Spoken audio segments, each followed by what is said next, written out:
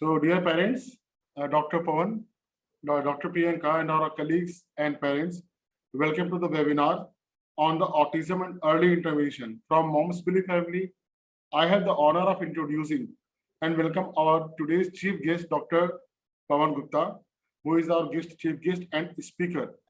Dr. Pawan Gupta is a professor in the Department of Psychiatry, KGMU, and basically seeing the segment of the Child and Adolescent Department. So, good evening, Dr. Pawan. Good evening, Anilji. Sir, thank you first, sir, as you have given us the precious time. We hope that all of us will be benefit from this opportunity. Dr. Priyanka is heading all of our centers like Mount Belief, Ashiana Mount Belief, K2 Learning, Gomti Nagar, Mount Belief, K2 Learning, K2 Mind, and other future projects also. So, respectable parents, Dr. Pawan is highly skilled, basically in the clinical researches. He had done the extensive clinical research. Also, he has done the extensive clinical trials on the psychological part of the child and adolescent, basically in the autism spectrum disorder, okay, and the behavioral changes in the child, disruptive changes in the child, and attention deficit hyperactivity disorder. That is the ADHD. So it's for us, it's a great honor as sir is present here and sir has given his precious time to us. So today I'm sure that we will be enriched by the webinar related to the autism and importance of early intervention. So once again, I welcome to the all of you in this webinar. You can ask your any queries regarding the child behavior, autism, anything. But request sessions थोड़ा हो जाए, sir बोल लें, आप उसके बाद उन queries collect कीजिए, सर से पूछिए. So again, welcome to Dr. Pawan from the Moms Billy family and from the part of Dr. Priyanka. Okay, sir, please, आप देखिए sir, hand over. I am now handing the session to Dr. Pawan. Thank you. So good evening, everyone, and good evening, all parents. I would like to thank Mr. Anil and Dr. Priyanka on behalf of Moms Belief, and it is a great pleasure that I am going to talk to parents and probably few professionals also. So that is a great honor for me, and it is a good opportunity also to talk about autism spectrum disorder and share what we know already and what is expected from all the parents and other responsibility, the people who are sharing responsibility for managing all these disorders. So let's begin with the presentation. So I am Dr. Pawan Kumar Gupta.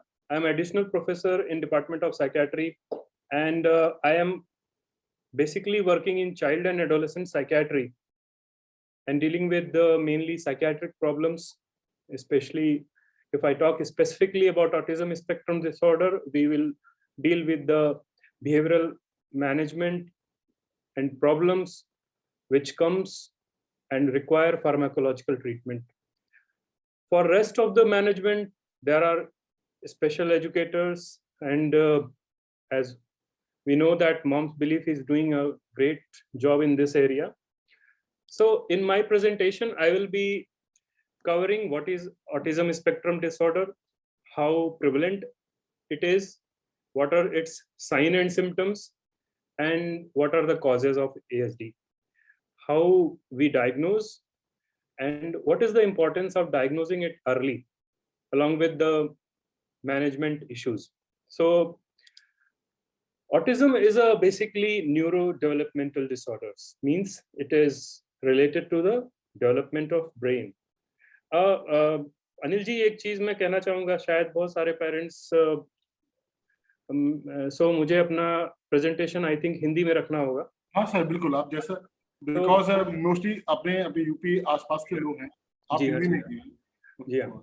तो autism spectrum disorder एक तरह का neuro developmental disorder है. इसका मतलब ये हुआ कि जैसे इस डिसऑर्डर्स की शुरुआत हमारे ब्रेन के डेवलपमेंट के साथ में होती है. Means there are certain changes, certain deficiencies जो डेवलपमेंट के साथ नहीं हो पाती हैं या डेवलपमेंट में प्रॉब्लम की वजह से ऑटिज्म स्पेक्ट्रम डिसऑर्डर्स डेवलप होते हैं और उसके लक्षण दिखाई पड़ते हैं। ये डिसऑर्डर कितना कॉमन है पूरी दुनिया में अगर देखें तो पिछले अगर 10 साल पहले की मैं बात करूं तो हमारे पास ये डेटा बहुत कम हुआ करते थे, लेकिन अब suddenly because of greater opportunities to diagnose it early as well as there is a real increase in the prevalence। मतलब पूरी दुनिया में ये बहुत तेजी से डायग्नोज भी हो रहा है और ज्यादातर बच्चों में पाया जा रहा है। इसके कारण अभी हम लोग बहुत अच्छे से नहीं जानते हैं, लेकिन ये प्रिवलेंस, ये रेट इतना क्यों बढ़ रहा है, that is another area of research and it is as common as now most of the severe mental disorders in children and adolescents। जैसा आप देख रहे हैं, the centre for disease control and prevention की एक रिपोर्ट में हमें ये पता चला है that it is common age in like 1 in 60 child. So 8 साल के बच्चों में लगभग हर 60 बच्चों में से एक बच्चे को ये हो रहा है। और अगर इंडिया के डेटा देखें तो ये इसकी प्रेवलेंस लगभग 1 in 125 children up to 3 to 6 years and 1 in 85 in up to 6 to 9 years। Means इसकी ज्यादातर आइडेंटिफिकेशन, इसकी ज्यादातर पहचान हम लेटर एज ग्रुप के बच्चों में कर पाते हैं। कम उम्र के बच्चों में इसे जल्दी पहचानना थोड़ा मुश्किल होता है। क्या इसके सिम्टम्स होते हैं? मेनली ये इस सब के बारे में काफी हद तक आप लोगों को एक्सपीरियंस होगा that it is mainly in the area of social communication. सामाजिक बोलचाल में जो कमियां होती हैं, व्यवहार में जो कमियां होती हैं, सेंसरी एंड इमोशनल चैलेंजेस जो इन बच्चों को फेस करने पड़ते हैं, and there are impairments in language, बोलचाल में। और जो बोलचाल के अलावा जो बॉडी लैंग्वेज से हम बच्चे कम्युनिकेट करते हैं उनमें भी बहुत सारे डेफिसिट्स होते हैं। So overall this is a combination of many symptoms and it becomes manifested in different combinations, different ratios। मतलब हर बच्चे में कोई सिम्टम ज्यादा होगा, कोई सिम्टम कम होगा, कुछ बच्चों में सिम्टम मैनिफेस्टेशन इसी एरिया में से होंगे लेकिन अलग होंगे। तो इसलिए कभी कभी ऐसा लगता है कि ये बच्चे अलग अलग हैं, अलग अलग बीमारियों से। और जब ऑटिज्म स्पेक्ट्रम की जानकारी हमें नहीं थी तब पहले इन्हें अलग अलग बीमारियों में समझा जाता था। So what is impairment in language? Mainly development, language development में डिले होता है। ये बच्चे एक ही बात को बार बार रिपीट करते हैं, कुछ कभी कभी अनजाने से शब्द, अनजानी सी भाषा का प्रयोग करते हैं। ये अपनी बातों को ठीक से ऑर्गेनाइज नहीं कर पाते हैं और अपनी बातों को कह नहीं पाते हैं। कई बार एक ही चीजों को बार बार कहने की कोशिश करते हैं और ये प्रोनाउंस में इंटरचेंज कर देते हैं, जैसे मैं, तुम, आप, मैं।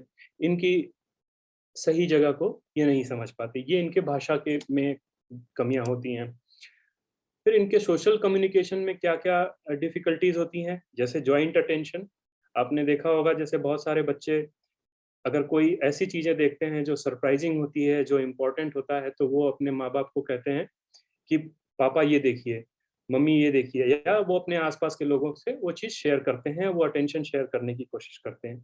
सो इस तरह की जॉइंट अटेंशन की डिफिकल्टी इस तरह के बच्चों में होती है। अगर पेरेंट्स उन्हें कुछ दिखाने की कोशिश करते हैं तो वो भी नहीं देख पाते हैं। फिर उनके बहुत सारे कम्युनिकेटिव फंक्शंस में कमियां होती हैं। वो अपनी भावनाओं को व्यक्त नहीं कर पाते हैं। जैसे अगर आप उन्हें प्यार जताएं या उन्हें कोई बात कहें तो वो उस भावना को रेसिप्रोकेट नहीं कर पाते हैं, उस भावनाओं को वो व्यक्त नहीं कर पाते हैं। देन दे हैव दूसरों की भावनाओं को वो समझ नहीं पाते हैं। They have limitations in that area. कई बार जैसे बच्चे होते हैं, अगर माँ बाप को दर्द हो रहा है या माँ बाप किसी तकलीफ में है तो वो उसको पहचान पाते हैं, समझ पाते हैं, लेकिन इस तरह के बच्चे ज़्यादातर इन भावनाओं को नहीं समझ पाते। और वो ज़्यादातर अपनी भाषा का प्रयोग अपनी ज़रूरतों को पूरा करने के लिए कहते हैं, ना कि अपनी भावनाओं को व्यक्त करने के लिए कहते हैं।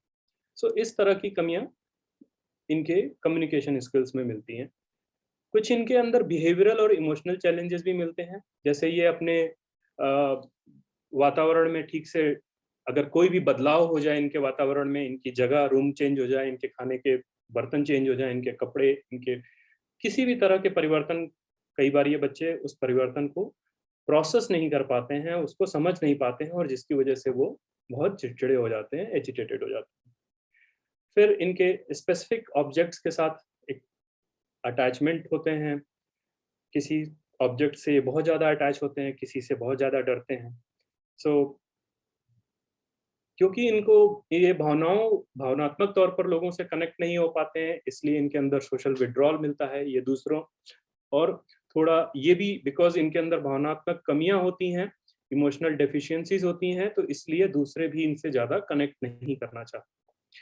सो ये एक रीज़न होता है इनके सोशल विथड्रॉल का। फिर दे हैव इनके अंदर सडन मूड स्विंग्स होते हैं, कभी ये बहुत चिड़चिड़े हो जाएँगे, कभी ये बहुत खुश हो जाएँगे, कभी ये बिना वजह रोने लगते हैं, कभी ये बिना वजह हँसने लगते हैं। सो और इनके अंदर एक repetitive restrictive pattern of behaviour देखने को मिलता है या इंटरेस्ट देखने को मिलता है, जैसे एक कोई घूमती हुई चीज को बार बार देखना या नॉन प्लेएबल ऑब्जेक्ट जैसे रस्सी से, कागज से या ऐसी चीजों से खेलना जो जनरली बच्चे नहीं खेलना पसंद करते हैं। फिर ये एक ही चीज को बार बार करते हैं और कॉन्टिन्यूसली उस एक्टिविटी को दोहराते रहते हैं because they get special sensory stimulation out of that.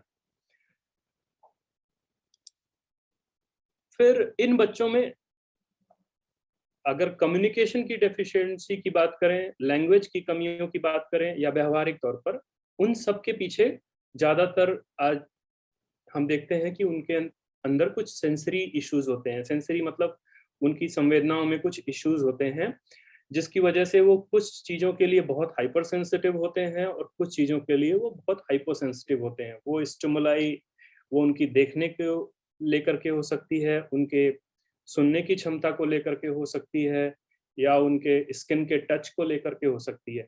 So it might be in many areas that जो सेंसरी चैलेंजेस होते हैं।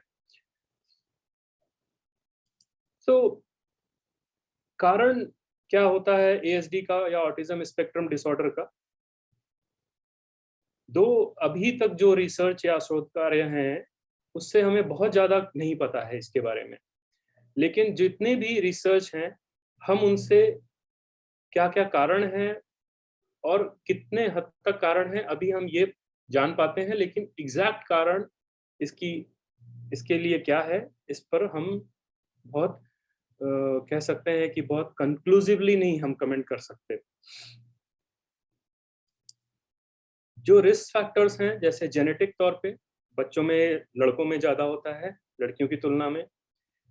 आइडेंटिकल ट्विन्स में ज़्यादा होता है और जिन जिनके घर में जिनके भाई-बहन को अगर ऑटिज़्म स्पेक्ट्रम डिसऑर्डर है, तो उनमें ये ज़्यादा होने के चांसेस होते हैं। बिकॉज़ ये एक जीन लिंक्ड डिसऑर्डर है, सो सिंगल जीन डिसऑर्डर है, सो दैट्स व्हाई इसके फ़ैमिलियल रिस्क हैं। एनवायरमेंटल फैक्टर्स में exposure to drugs, heavy metals and dietary factors कुछ स्टडीज़ में देखे गए हैं। फिर बहुत सारे न्यूरोबायोलॉजिकल स्टडीज़ हैं बिकॉज़ आज के दौर में ऑटिज़्म को हम लोग एक न्यूरोबायोलॉजिकल डिसऑर्डर मानते हैं, न्यूरो डेवलपमेंटल डिसऑर्डर मानते हैं क्योंकि न्यू इमेजिंग स्टडीज़ में ब्रेन में चेंजेस इनमें ऑब्जर्व किए गए हैं, जैसे इंक्रीज़ ग्रे मैटर। ये आप के स्तर पर ये बहुत ज़्यादा गहराई में बात करने लायक होगा। जैसे कि ब्रेन के कुछ एरियाज जो हमारे मेमोरी के फंक्शंस को, जो हमारे इनहिबिशन को, जब हम लोग अपने इम्पल्सेस को कंट्रोल कर पाते हैं, अपने इमोशंस को मॉड्यूलेट कर पाते हैं, उन एरियाज में चेंजेस देखे गए हैं। और बहुत सारे इन सारे फैक्टर्स के अलावा भी देखा गया है कि कुछ ऐसे चीजें होती हैं जो जेनेटिक लेवल पे हों या वो किसी और बायोलॉजिकल लेवल पे हों, जो इस डिजीज को मॉडिफाई करती है। सो हम लोग इन सारे फैक्टर्स को जानने के बावजूद भी डिजीज को पूरी तरह से एक्सप्लेन नहीं कर सकते, एंड इसीलिए बहुत ज्यादा रिसर्च अभी इस बात के लिए फोकस है कि इस डिजीज के अर्ली साइन एंड सिम्टम्स क्या हैं, या ब्रेन में एग्जैक्ट चेंजेस क्या हैं जिससे वजह से हम डिजीज को आइडेंटिफाई कर पा सकें। आज के दौर में जैसे आप देखते हैं कि इन बच्चों में ज्यादातर जो हम लोग आइडेंटिफाई कर पाते हैं वो सिम्टम्स जो अभी अभी मैंने एक्सप्लेन किए उनके बेसिस पर। लेकिन अगर हम इनके लिए कोई टेस्ट कराना चाहें तो हमारे पास कोई ऐसा टेस्ट नहीं है जिससे हम ये कह सकें कि इस बच्चे में ऑटिज्म स्पेक्ट्रम डिसऑर्डर है। सो because of despite knowing so many factors, अभी भी हमारा ट्रीटमेंट ज्यादातर व्यवहारिक जो कहते हैं बिहेवियरल मैनेजमेंट या सेंसरी इश्यूज के लिए जो हम लोग मैनेजमेंट करते हैं, और कई बार जब बिहेवियर की एबनॉर्मलिटीज बहुत ज्यादा होती हैं तो हम उनको फार्माकोलॉजिकल ट्रीटमेंट या मेडिसिन से ट्रीट करने की कोशिश करते हैं। And the that is why we are going towards a very important area of the management, that is called behavioral management. I will explain you in further slides. So because of all these reasons we try to identify it as early. एक कारण ये है कि हम इसके बहुत सारे factors जानने के बावजूद भी हम इसके लिए कोई आइडेंटिफाइबल कह सकते हैं टेस्ट नहीं है। दूसरी चीजें जो हमारे रिसर्च से पता चली हैं कि that this disorder is mainly linked with neurodevelopment, that brain के development से जुड़ा हुआ है, तो इसलिए भी हम इसको सोचते हैं कि जल्दी आइडेंटिफाई कर लें और जल्दी ट्रीट कर लें। सो अनदर क्वेश्चन जो आता है कि हम इसको कितनी जल्दी आइडेंटिफाई कर सकते हैं? क्या 1 महीने के बच्चे में हम इसे आइडेंटिफाई कर सकते हैं? क्या 3 महीने के बच्चे में हम इसे आइडेंटिफाई कर सकते हैं? सो देयर आर केसेस, ऐसे भी केसेस हैं जहां पर बहुत अर्ली बच्चों में डिटेक्ट किया गया है, लेकिन चूंकि एक नॉर्मल इन्फेंट के बिहेवियर से इन बच्चों के बिहेवियर को डिफरेंशिएट कर पाना बहुत मुश्किल होता है बहुत कम उम्र में, जैसे कि 2 महीने, 3 महीने या 8 महीने। उन बच्चों में आइडेंटिफाई कर पाना कि इस बच्चे को ऑटिज्म है या नहीं है, ये बहुत मुश्किल होता है। ज्यादातर रिसर्च में और क्लिनिकल एक्सपीरियंस में ये देखा गया है कि बहुत सेंसिटिविटी के बाद भी हम लोग इसे 12 से 18 महीने के बीच में इसे डिटेक्ट कर पाते हैं। सो सबसे अर्लीस्ट एज जो रिपोर्टेड है, जो हम लोग के क्लिनिकल एक्सपीरियंस में भी हम लोग देखते हैं, that it is around 1 year से 1 से 1.5 साल की उम्र में हम इसे आइडेंटिफाई कर पाते हैं। लेकिन ये जो एज लिमिट है that is not very common.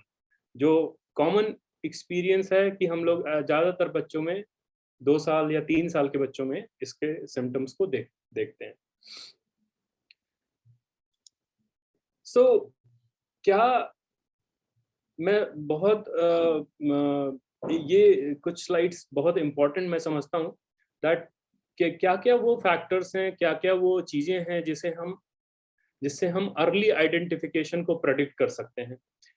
जो रिसर्चेस हमें बताते हैं दैट देयर आर जो बिहेवियर जल्दी डिटेक्ट होते हैं, जैसे कि repetitive behaviour which is one of the most common reason for early diagnosis, या अगर इन बच्चों में मेंटल आईक्यू, मेंटल एज, या I can say IQ, intellectual disability होती है, तो उनकी वजह से जो डिलेज होते हैं उनकी वजह से ये बच्चे जल्दी डिटेक्ट होते हैं। और अगर सीवियर कम्युनिकेशन या सोशल डिस्कनेक्शन, या कह सकते हैं कि कम्युनिकेशन की जो अबनॉर्मलिटी है उसकी वजह से डिटेक्ट होते हैं।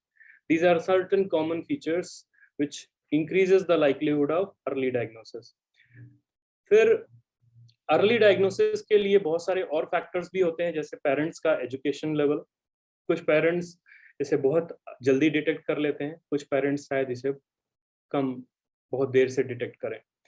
फिर अर्ली डायग्नोसिस इस बात पे भी डिपेंड करती है कि जिस एरिया में बच्चे रहते हैं उस एरिया में कितने प्रोफेशनल रिसोर्सेज हैं, कितने एडवांस सेंटर हैं। अगर वहाँ पर प्रोफेशनल नहीं अवेलेबल हैं तो शायद इस बीमारी को जल्दी डायग्नोज कर पाना या डिटेक्ट कर पाना मुश्किल होता है। देन पेरेंट्स इस बीमारी के बारे में क्या सोचते हैं? अगर बच्चों के बिहेवियर के बारे में पेरेंट्स की कैसी सोच है? क्या उस बीमारी को वो एक स्टिग्मा की तरह देखते हैं या उनको झिझक आती है बच्चे के इस तरह के व्यवहार को देख करके? सो वो पेरेंट्स कैसे बच्चे के बिहेवियर को एट्रीब्यूट करते हैं? कैसे वो, कुछ पेरेंट्स ये सोचते हैं कि ये बच्चा जानबूझ के कर रहा है, या कुछ पेरेंट्स आपस में एक दूसरे को ब्लेम करने की कोशिश करते हैं। सो ये सारी जो कॉमन मिसअंडरस्टैंडिंग्स होती हैं, जिसकी वजह से, जिसका डायग्नोस्टिक डिले पर बहुत असर होता है और इसकी वजह से डायग्नोस्टिक डिले होती है। देन व्हाट आर उन फैक्टर्स पे भी हमें ध्यान देना चाहिए, जैसे कि जो जो फैक्टर्स इन बच्चों के बेटर प्रोग्नोसिस या कह सकते हैं प्रोग्नोसिस को अफेक्ट करते हैं। ज्यादातर स्टडीज में ये देखा गया है कि जिन बच्चों में बेसलाइन कॉग्निटिव एबिलिटीज, या उनके कह सकते हैं कि बेसलाइन उनके क्षमता जो है, कम्युनिकेशन स्किल्स या उनके कॉग्निटिव स्किल्स जितनी बेटर होती हैं, उन बच्चों में प्रोग्नोसिस ज्यादा होती है। देन दे जितनी ज्यादा लैंग्वेज स्किल्स होती हैं एट बेसलाइन, उन बच्चों में प्रोग्नोसिस या उन बच्चों को इंगेज कर पाना आसान होता है, जिसकी वजह से उन बच्चों में प्रोग्नोसिस बेटर होती है। ओवरऑल जितना अर्ली अगर पेरेंट्स इसे आइडेंटिफाई कर पाते हैं, तो उसके हिसाब से पेरेंट्स अपने बिहेवियर को मॉडिफाई करते हैं या उस प्रोफेशनल हेल्प लेते हैं, और उसकी वजह से बच्चे में ज़्यादा बेटर रिजल्ट्स आना शुरू होते हैं। सो इस बात को समझना ज़रूरी है कि ऐसा क्यों होता है, कि क्यों अर्ली इंटरवेंशन वर्क करता है, क्यों और ट्रीटमेंट नहीं ज़्यादा वर्क करते हैं। सो थोड़ा सा मैं आप लोगों को ये समझाना चाहूँगा कि कैसे न्यूरो डेवलपमेंटल जो मैंने वर्ड यूज़ किया ऑटिज्म के डेवलपमेंट के लिए, वो क्या है। आप यहाँ पर लेफ्ट साइड में ये जो देख रहे हैं न्यूरॉन्स हैं, जो हमारे बेसिकली न्यूरल कनेक्शंस हैं, कैसे बनते हैं। 1 मंथ पे एक डेंसिटी दिखाई हुई है कि यहाँ पर कुछ न्यूरॉन्स डेवलप हो रहे हैं, 3 मंथ्स पे उससे कुछ ज़्यादा, 6 मंथ पे थोड़े और ज़्यादा, और 15 महीने पर कुछ काफ़ी घने।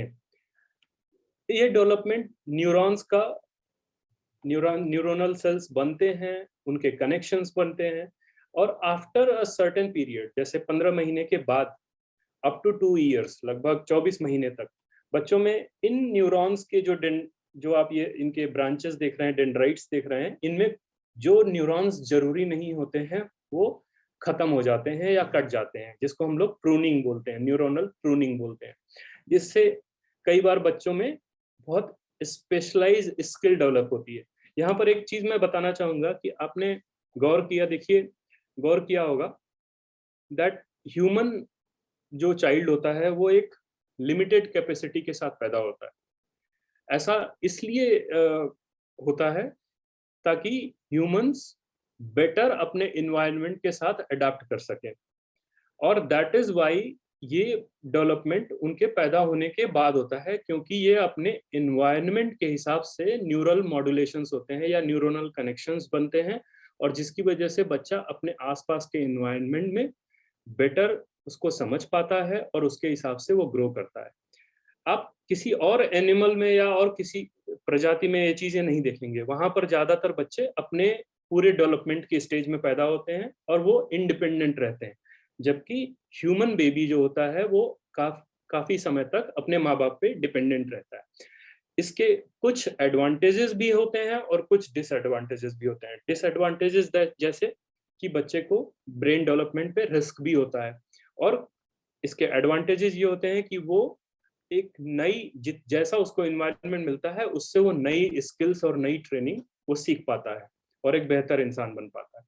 सो दैट अगर मैं ऑटिज्म स्पेक्ट्रम के बच्चों में बात करूं तो कहीं ना कहीं ये प्रोसेस जो होता है वो डिस्टर्ब होता है, जिसकी वजह से प्रॉपर उनके न्यूरॉन्स नहीं बन पाते हैं या स्लो बनते हैं, या उन न्यूरॉन्स के प्रूनिंग प्रॉपर नहीं हो पाती है। या अगर हम देखें तो इन आप ये न्यूरॉन्स का जो ये पिक्चर्स देख रहे हैं, इसकी डिटेल पिक्चर, इसके ऊपर आप ये ब्लू जो माइलिन शीट देख रहे हैं, that is a very important area structure of brain. जैसे कि आप अगर इलेक्ट्रिक की वायर देखते हैं तो उसके ऊपर आप कवरिंग देखते हैं। So similarly this myelin sheath is very very important to avoid cross firing, और कह सकते हैं कि एक्सेसिव न्यूरल स्टिमुलेशन को रोकने में काफी हद तक हेल्प करता है। Apart from this simple explanation, ये एक बहुत साधारण, एक बहुत सिंपल भाषा में मैंने बताया। अदरवाइज इस माइलिन शीथ के बहुत सारे और भी फंक्शंस होते हैं जो हमारे ओवरऑल ब्रेन मैच्योरेशन को हेल्प करते हैं और हमारे इमोशनल प्रोसेसिंग में अफेक्ट करते हैं।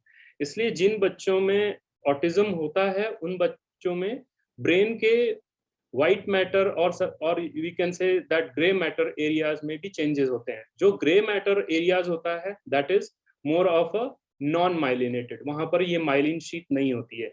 लेकिन जो व्हाइट मैटर एरिया होता है वहां पर मतलब इस तरह के न्यूरॉन्स ज्यादा होते हैं जहां पर माइलिन शीट्स होती है।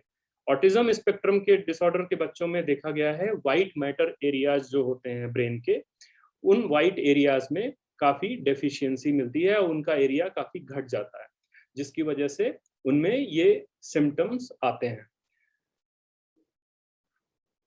सो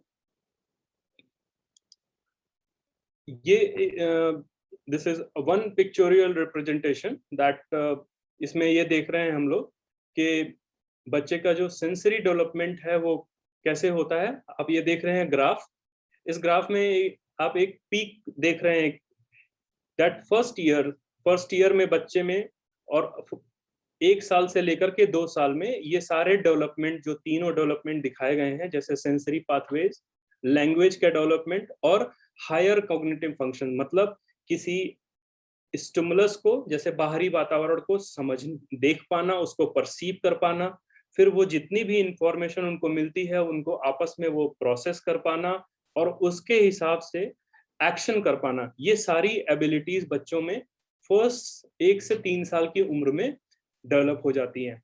सो अगर इस डेवलपमेंट के बाद ये एक्टिविटीज धीरे धीरे कम होने लगती हैं या ये डेवलपमेंट एक प्लेटू के स्टेज में भी आ जाता है, जिसके बाद इसमें हम काफी चेंजेस नहीं कर पाते हैं। That is a one reason कि हम लोग अब बच्चे में जो भी इंटरवेंशन करने हैं या जो भी ट्रीटमेंट करना है वो अर्ली स्टेज में स्टार्ट कर सकें, ताकि ये जो न्यूरॉन या कह सकते हैं ब्रेन में जो चेंजेस हो रहे हैं इसको हम लोग ना होने दें या इसको हम लोग रोक पाए। जब ये मैच्योरेशन की जो ये क्रिटिकल टाइम होता है, इस फर्स्ट ईयर से 3 इयर्स की एज को हम लोग क्रिटिकल पीरियड बोलते हैं, दैट ये इस ईयर के बाद अगर इंटरवेंशन स्टार्ट किए जाते हैं तो उनके रिजल्ट या आउटपुट में काफी कमियां रह जाती हैं। सो अर्ली ईयर्स जो होते हैं, जो हर बच्चे के लिए डेवलपमेंट के लिए की ईयर होता है, उसमें बच्चा सोशल और इमोशनल स्किल सीखता है, उसमें उसकी लैंग्वेज एबिलिटीज बढ़ती हैं, उसमें वो अपने आप से इंडिपेंडेंट, मदर से इंडिपेंडेंट वो फंक्शनिंग सीख पाता है और ओवरऑल कॉग्निटिव डेवलपमेंट। सो ये critical area and this research, जिस रिसर्च से ये ग्राफ लिया गया है, this research changed a lot in the treatment of autism spectrum disorder. और आई थिंक इस दौर के बाद जब से इस तरह की डिस्कवरी, न्यूरोप्लास्टिसिटी की डिस्कवरी जब से हुई, उसके बाद से लोगों के व्यूज में, ट्रीटमेंट व्यूज में काफी चेंज आया। I am talking about mainly researchers. So अगर इन एरियाज में, अगर इस क्रिटिकल पीरियड के दौरान अगर अर्ली इंटरवेंशन नहीं हो पाता है, देन बच्चे इंडिपेंडेंट फंक्शनिंग इन फ्यूचर नहीं सीख पाते हैं। When they grow up in adult, जब वो एक एडल्ट होते हैं तो वो अपने इंडिपेंडेंट एक्टिविटीज को नहीं कर पाते हैं, उनकी कम्युनिकेशन स्किल्स बेटर नहीं हो पाती हैं और उनमें बहुत सारी लाइफ से रिलेटेड, जैसे सोशल, इंटरपर्सनल और कम्युनिकेशन लेवल पे बहुत डिफिकल्टीज आती है। सो अर्ली इंटरवेंशन, बिकॉज जितना जल्दी अर्ली इंटरवेंशन स्टार्ट करते हैं उतना ज्यादा बच्चे को स्टिमुलेशन मिलता है, और जितना स्टिमुलेशन मिलता है उसकी वजह से उनके ब्रेन में साइनेप्सेस उतने बनते हैं और अनरिक्वायर्ड या अननेसेसरी साइनेप्सेस प्रून्ड हो जाते हैं, जिसकी वजह से बच्चे स्पेसिफिक एक्टिविटी करने में माहिर होते हैं। It causes positive impact in communication skills, उनकी कम्युनिकेशन स्किल्स बेटर हो पाती हैं और वो अपने ट्रेनिंग में या कह सकते हैं स्कूलिंग में बेटर परफॉर्म करते हैं, उनकी एकेडमिक स्किल्स भी बढ़ती हैं। देन जितना ज्यादा उनको स्टिमुलेशन मिलता है अर्ली इंटरवेंशन से, उनके माइलिनेशन में, जो हमने बताया कि न्यूरॉन्स के अराउंड जो माइलिन शीथ होती है उसमें मैच्योरेशन होता है और साइनेप्सिस की प्रूनिंग होती है, जिसकी वजह से उनकी इंफॉर्मेशन प्रोसेसिंग स्पीड बेहतर हो जाती है। अर्ली इंटरवेंशन से उनकी लर्निंग एबिलिटीज बेटर होती हैं, उनके प्रैक्टिस जो उनके ऑटोमेटिक बिहेवियर होते हैं और स्किल्स होते हैं उनमें भी काफी सुधार आते हैं। सो ओवरऑल लॉन्ग टर्म जो उनके अंदर गेन होता है वो उनके एकेडमिक स्किल्स में गेन होता है, वो उनके ऑक्यूपेशनल लेवल पे गेन होता है, और वो उनके दूसरे लोगों से कैसे संबंध होते हैं इस बात में भी उनके अंदर काफी सुधार आता है। इन बातों को के ऊपर एक रिसर्च करी गई, क्योंकि देखिए बहुत सारे डिबेट चलते हैं, जैसे कि क्या अर्ली इंटरवेंशन से सचमुच में बच्चों में सुधार आता है, इसके ऊपर कितने एविडेंस हैं हमारे पास। तो उसमें उस पर बात करें तो एक रिसर्च, ये 2005 की रिसर्च मैं कोट कर रहा हूँ, इसके बाद बहुत सारे और एडवांस रिसर्च अवेलेबल हैं हमारे पास, लेकिन इस रिसर्च में एक्चुअली देखा एक हॉस्पिटल में उन्होंने 3 तरह के ट्रीटमेंट को कंपेयर किया है, और इसमें ये देखा है, जैसे आप लोग ने सुना होगा कि ABA थेरेपी होती है, अप्लाइड बिहेवियरल एनालिसिस होती है, फिर एक इंटेंसिव मल्टी ट्रीटमेंट जिसमें बहुत सारे ट्रीटमेंट अप्रोचेज होते हैं, और एक लो इंटेंसिटी जिसमें कि बहुत ज़्यादा ट्रीटमेंट, बहुत सारे मल्टी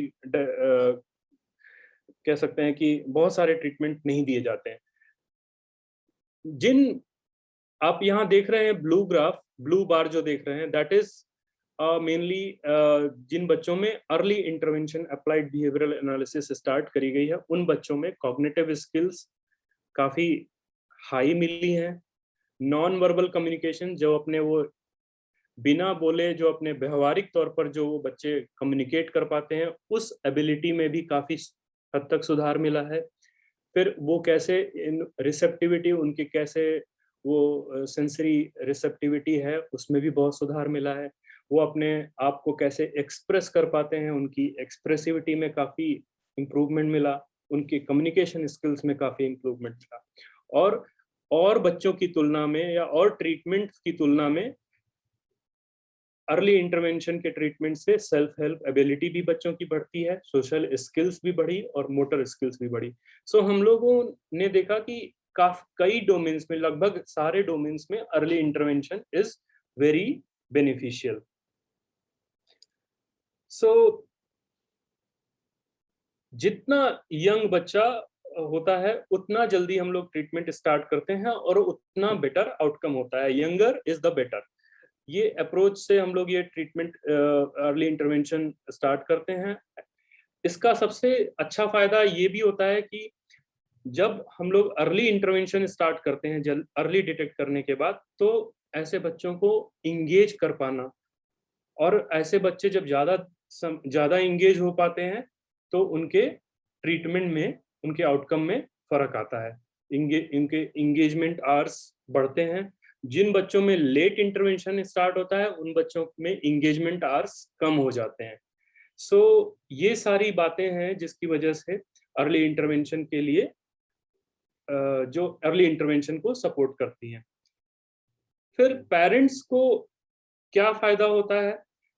जो पेरेंट्स जितना अर्ली अगर प्रोफेशनल हेल्प लेते हैं तो उन पेरेंट्स को एक तो उन्हें बहुत सारी सुविधाएं मिल जाती हैं, जिसकी वजह से वो अपने बच्चे को बेहतर तौर पर समझ पाते हैं, उनकी नॉलेज में फर्क आता है, और एक उनके काफी स्ट्रेस और उनके बर्डन में भी कमी आती है। अगर वो खुद से बच्चे के बिहेवियर से डील करने की जब कोशिश करते हैं तो उनसे गलतियां होने के भी चांसेस होते हैं और उनका स्ट्रेस लेवल भी बढ़ता है, जिसकी वजह से ओवरऑल दे गेट फ्रस्ट्रेटेड, और कह सकते हैं कि पेरेंट्स में काफी बर्नआउट भी होता है। सो अर्ली ट्रीटमेंट स्टार्ट करने से पेरेंट्स को भी हेल्प मिलती है और बच्चों में भी बहुत ज्यादा हेल्प मिलती है। अर्ली इंटरवेंशंस के ज्यादातर रिसर्च में ये देखा है, और हम लोगों अपने क्लिनिकल एक्सपीरियंस में भी देखते हैं कि जिन पेरेंट्स को हम लोग जितना अर्ली इंटरवेंशन में इन्वॉल्व कर लेते हैं, वो पेरेंट्स ज्यादा सेटिस्फाइड फील करते हैं एज कंपेयर टू जो parents late treatment start late treatment में वो इंगेज होते हैं। So all these current research is mainly focusing on early intervention strategies to be applied in these kind of children. So what are the management, what are the different treatment strategies which we use in these kind of children? So mainly it's a teamwork, that जैसा कि मैंने आपको बताया कि मैं अकेले इस तरह के बच्चों में मैं एक स्पेसिफिक एरिया में वर्क करता हूँ। जैसे कि अगर बच्चों में जो बहुत सीवियर बिहेवियरल प्रॉब्लम्स आती हैं, तो हम लोग उसको फार्माकोलॉजिकल या दवाइयों या मेडिसिन से ट्रीट करते हैं। बट व्यवहारिक स्तर पर इसमें सबसे ज़्यादा रोल पेरेंट्स का होता है, और उसके बाद कह सकते हैं थेरेपिस्ट का, स्पेशल एजुकेटर्स का रोल होता है, then speech therapist, and sometime pediatrician also required in the management. So it is a कह सकते हैं मल्टी स्पेशलिटी टीम वर्क होता है, जो इस बच्चों को प्रॉपर सारे डोमेन्स में ट्रीट करने के लिए इम्पोर्टेंट होता है।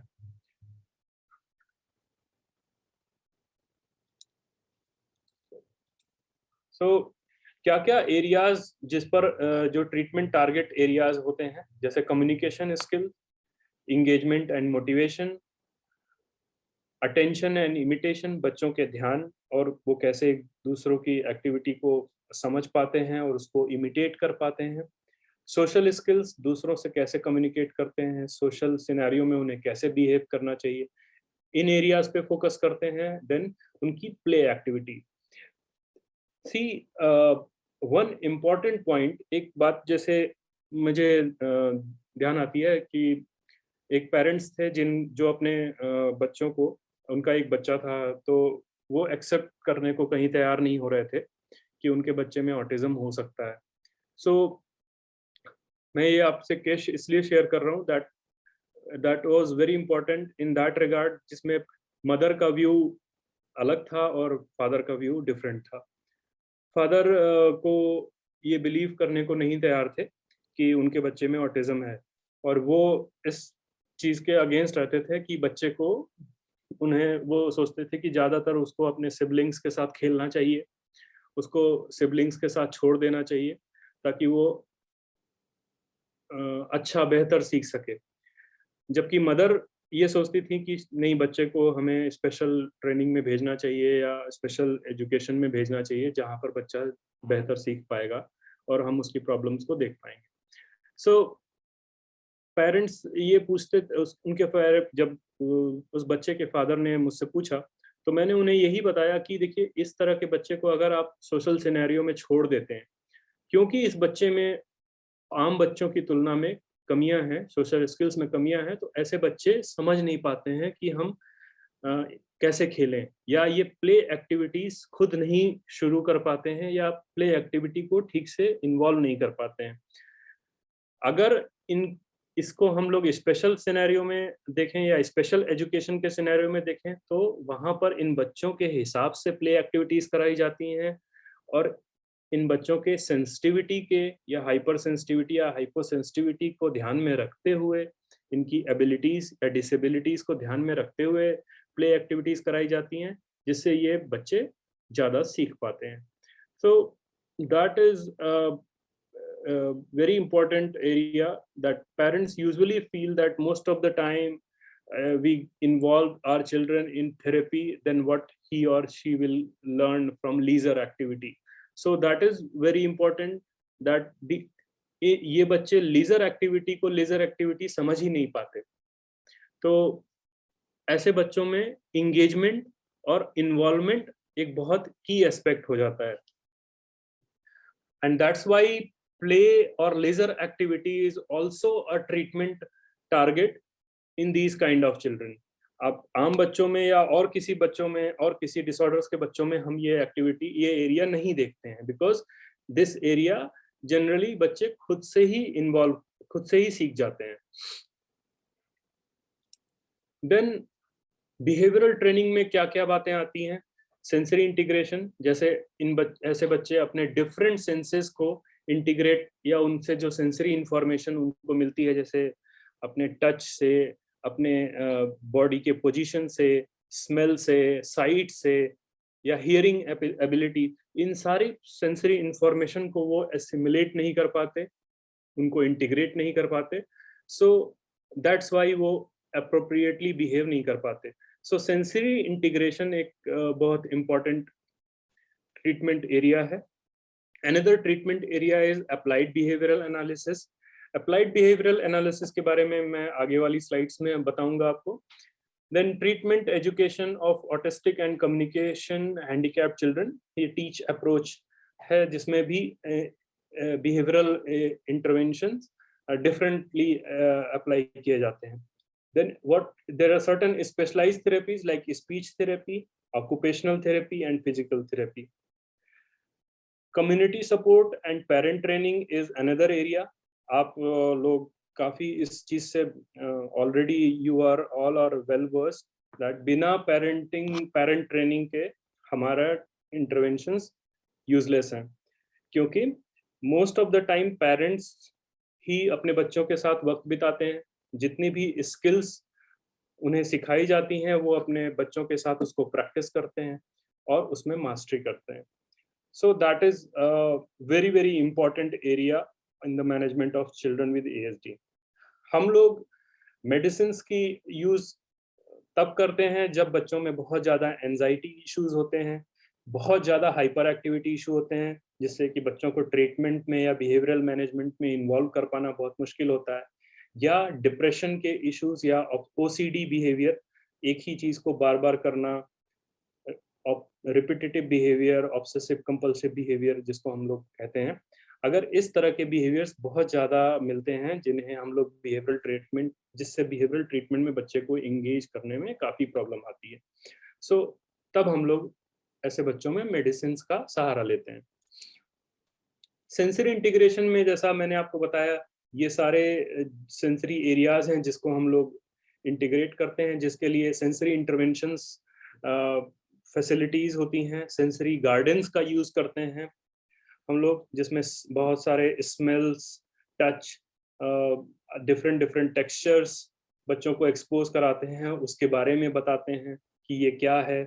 सो बच्चे, ऐसे बच्चे जब तक कोई उन चीज़ों को, उनके सारे सेंसेस को हम लोग एक साथ यूज करते हैं, एक, जैसे कि मैं आपको एक एग्जांपल के तौर पे बताऊं, अगर बच्चे को हम लोग हाथ में सैंड देते हैं तो हम उसे ये बताने की कोशिश करते हैं दिस इज सैंड।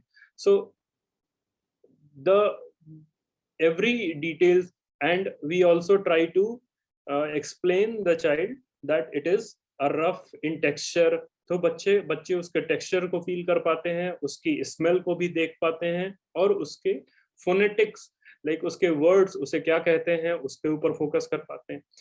सो बच्चों को इन सारे सेंसरी स्टिमुलस के माध्यम से हम लोग सिखाने की कोशिश करते हैं। Mainly the focus is that what actually child feel from his senses, that is very important. Another very smart strategy is applied behavioral analysis, जिसमें basically बच्चे को behavior oriented, या कह सकते हैं बच्चे को antecedent behavior and उसके consequences, दिस स्ट्रैटेजी, इस स्ट्रैटेजी के माध्यम से सिखाने की कोशिश करते हैं, जिसका एक छोटा सा एग्जांपल यहाँ पर है। जैसे एंटीसीडेंट का मतलब ये हुआ कि किसी भी एक्शन से पहले क्या होता है। जैसे अगर सपोज एक पेरेंट और चाइल्ड एक क्लोज डोर के सामने खड़े हैं और पेरेंट्स बच्चे को बोलते हैं कि दरवाजा खोलो, और दरवाजा खोलो और पेरेंट्स उस दरवाजे को,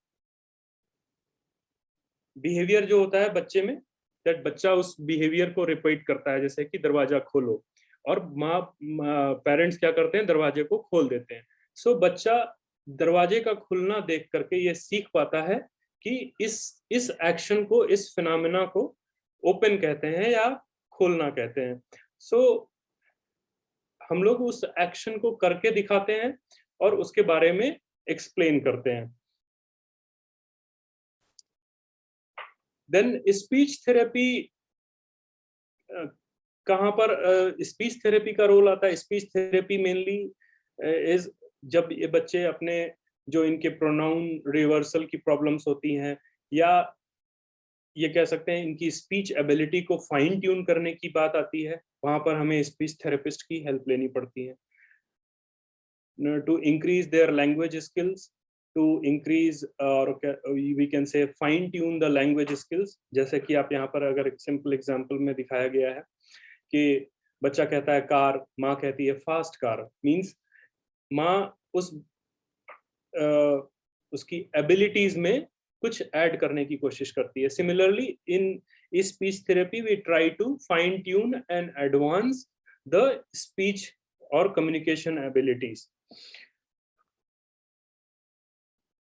Then behavioral management is focusing, as I said, that ki mainly therapist guide parents, therapists train parents to do activities, and parents उसको अपने घर में प्रैक्टिस करते हैं। उनमें उनको जो डिफिशियंसीज आती हैं वो थेरेपिस्ट को वापस उसका फीडबैक देते हैं, और it is a ongoing process. ये एक लगातार चलने वाली प्रक्रिया बनती है, जिसकी वजह से अपने ट्रायल एंड एरर से पेरेंट्स भी सीख पाते हैं और बच्चे में बेहतर इम्प्रूवमेंट ला पाते हैं। So occupational therapy focuses involves physical therapy like exercise, जो बच्चों में मसल स्ट्रेंथ है या उनके कोऑर्डिनेशन स्किल्स हैं, ऐसी एक्टिविटीज कराने की कोशिश करते हैं जिससे बच्चों में हैंड आई कोऑर्डिनेशन प्रॉपर हो, उनके सेंसरी अपने जॉइंट्स पोजीशन, अपने लिम्ब पोजीशन को वो समझ पाएं।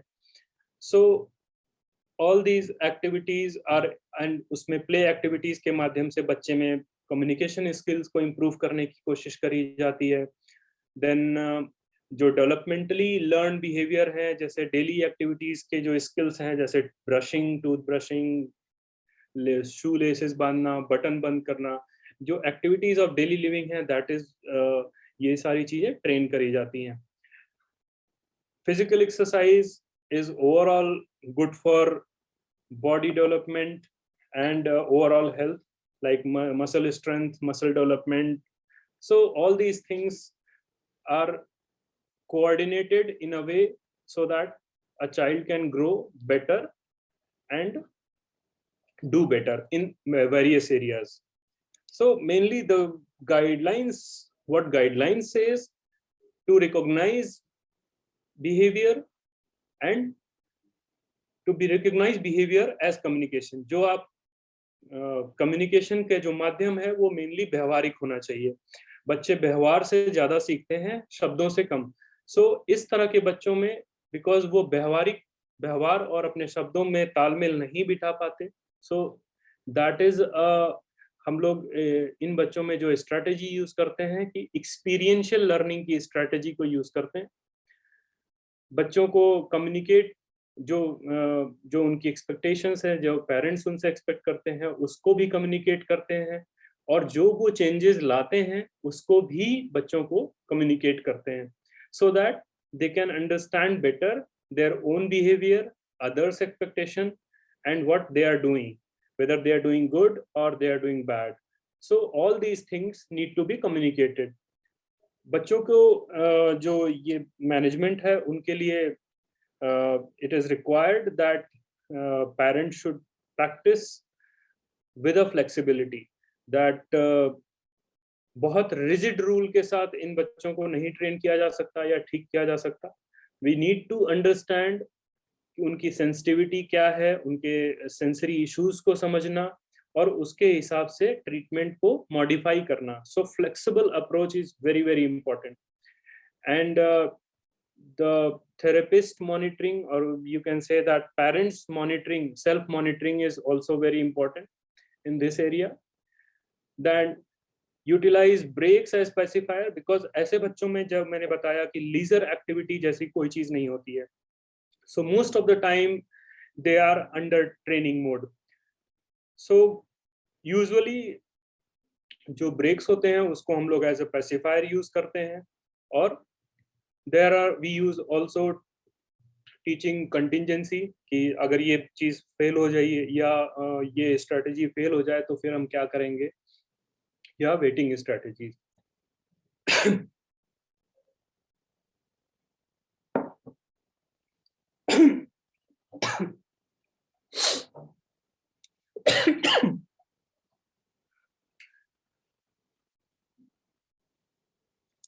So autism is not a disability, rather than it's a different ability. Sorry, my voice is breaking up.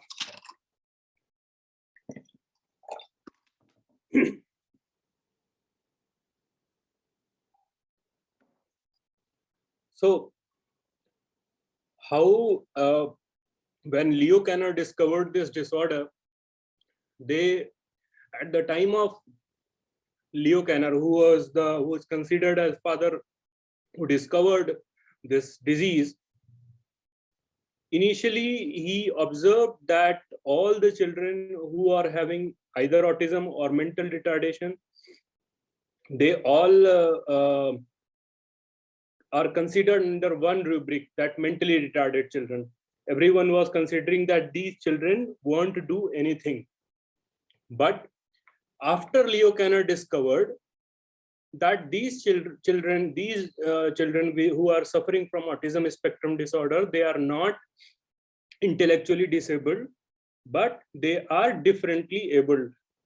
बस इनके इंफॉर्मेशन प्रोसेसिंग की जो तौर तरीके हैं, जो इनका माध्यम है सीखने का, वो डिफरेंट है.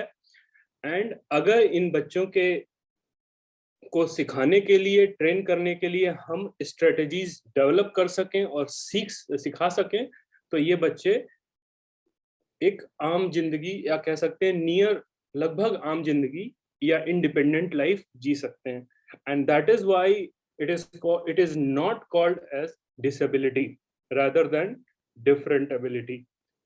So मैं through this presentation I hope कि मैंने आपको एक broad level पे एक understanding मैंने provide करी है that autism क्या होता है, इसके common कारण क्या है, although we do not know the exact reason, and what is importance, what is neurodevelopment, and autism spectrum disorder के बच्चे में development का कैसा process होता है, क्या क्या areas होते हैं जो इनमें हम लोग treatment में जो focus करते हैं, और early intervention की क्या importance होती है.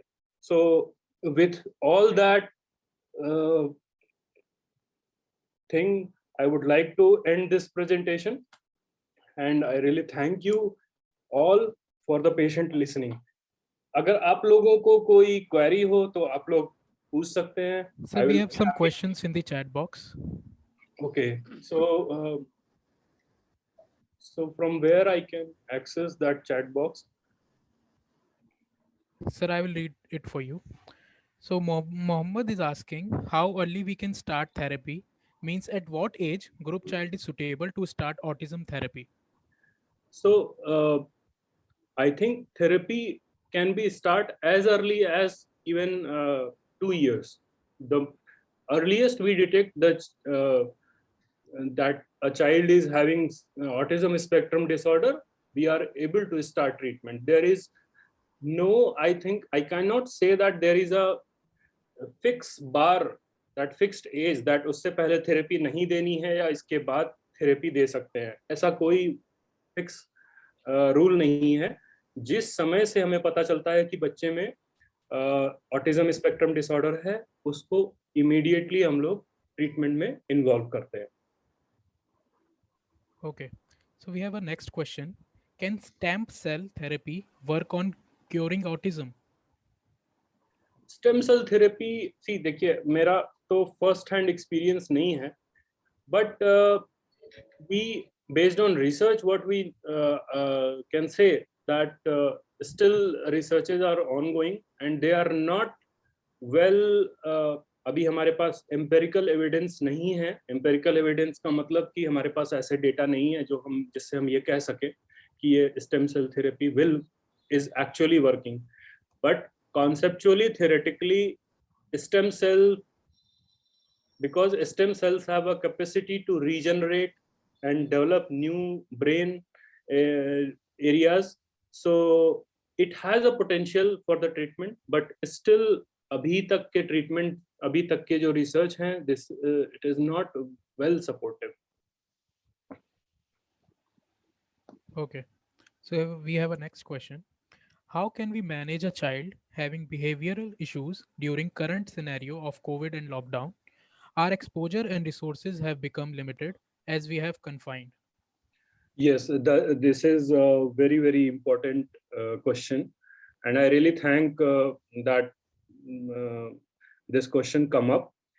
See, problem हम लोग मेरे पास बहुत सारे पेरेंट्स फोन करते हैं that even their normal children are not able, they are not able to engage normal children in day to day activities because उनकी schools बंद हो गए, उनके peer group जो अपने साथ के बच्चों के साथ वो खेलने जाते थे, वो सारी activities change हो गई। So ऐसे में normal बच्चों को भी engage करना बहुत मुश्किल होता है, and I can understand that people जिनमें ऑटिज्म स्पेक्ट्रम डिसऑर्डर होता है उनमें बहुत सारे बिहेवियरल इश्यूज होते हैं जिसकी वजह से उन बच्चों को इंगेज करना मुश्किल होता है।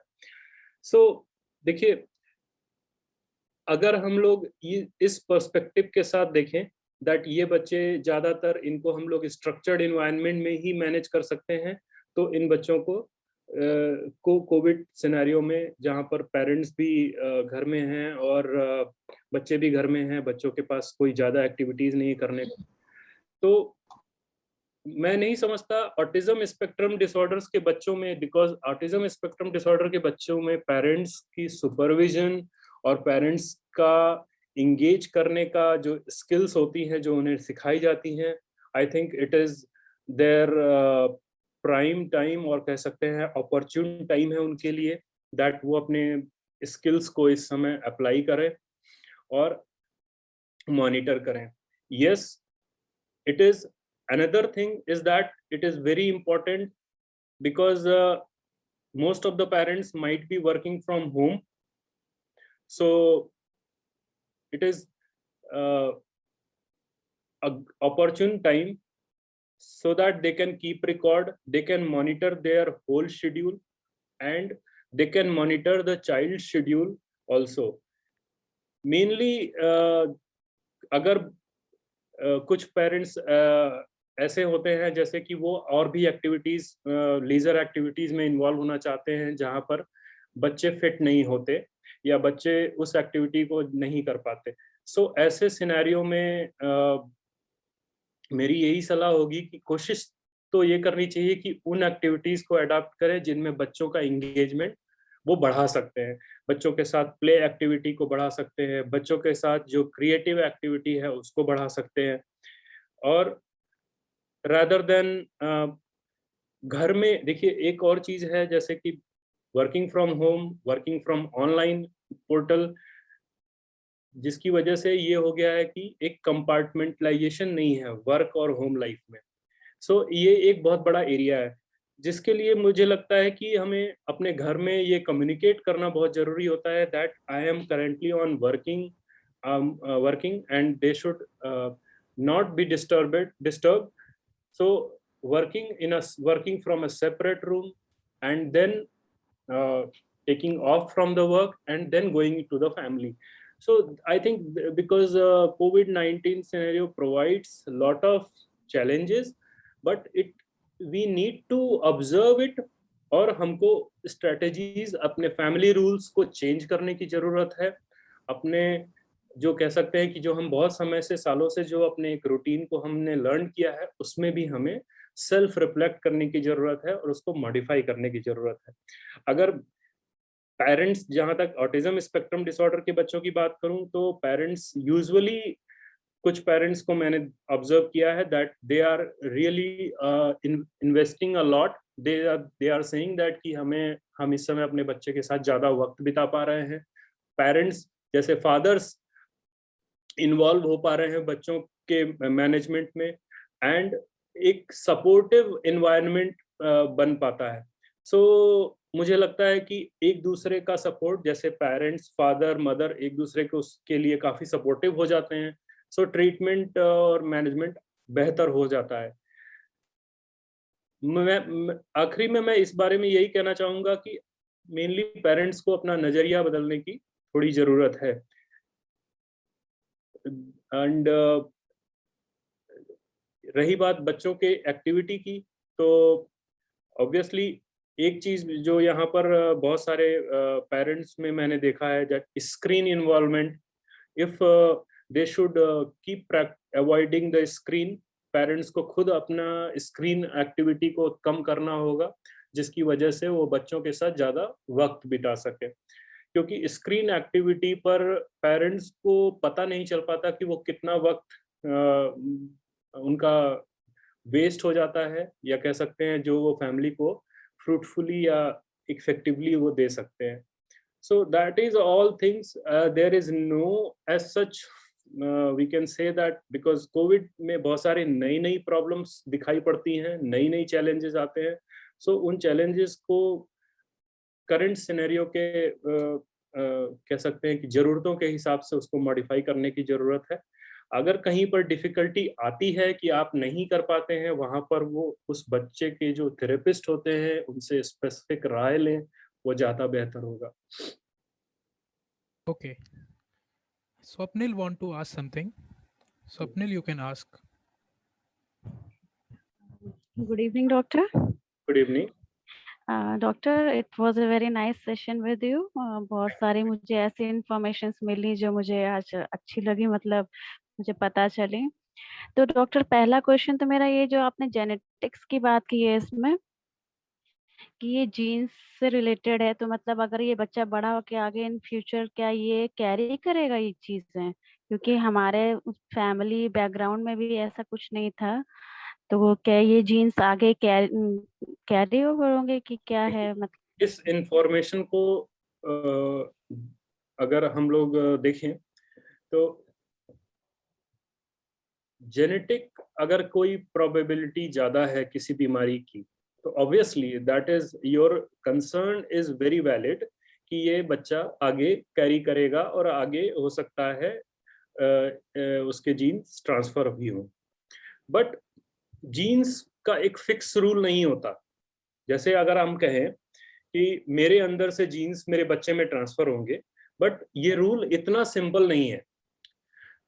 हमारा एनवायरनमेंट, अभी जो न्यू रिसर्चेज हैं जिसमें हम लोग एपिजेनेटिक फेनोमेना की बात करते हैं, जिसका मतलब ये होता है कि बच्चे के जो जीन्स होते हैं वो उसके एनवायरनमेंट के साथ इंटरेक्ट करते हैं, और उसको एनवायरनमेंट का इफेक्ट, उसके इफेक्ट को आने में हेल्प करता है। जैसे कि सारे जीन्स सभी, देखिए जैसे आपने कहा कि आपके परिवार में नहीं किसी को था, बट आपके बच्चे को हुआ।